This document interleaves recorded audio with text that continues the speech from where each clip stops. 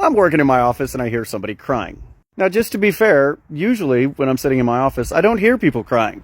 So this is kind of weird. It's an anomaly.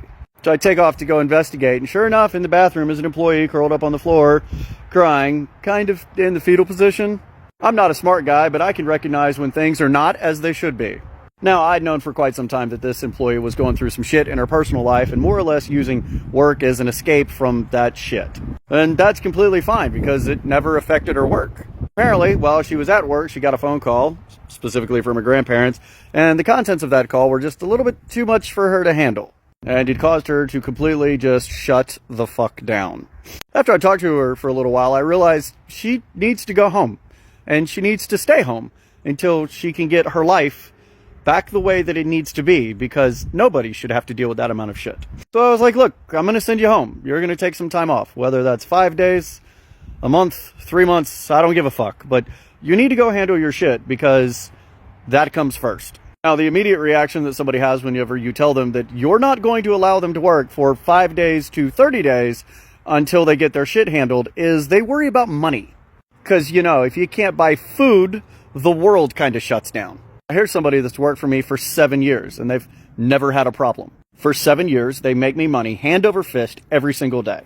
So I just looked at her, and I was like, yeah, you're getting paid, but you need to go handle your shit. You need to get your life in order so that you just have a better quality of life. So my day, which it's not been an easy day, is trying to figure out how to do her job effectively and quickly in her absence.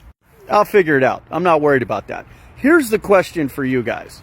How do you design a law or rules or whatever that more or less requires employers to give their employees breaks and take care of them in instances like this, but is set up in such a way that it isn't easily taken advantage of? Like, obviously, I know she's not taking advantage of me. I've known her a long time. I know what the situation is. I trust her.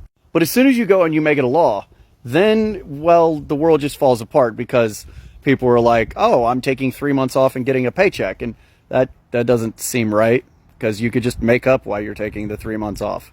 In any event, if you have an idea on how to fix this, I'd love to hear it in the comments. And employers, take care of your people. They make you money 365 days a year. You can take a hit once in a while for them.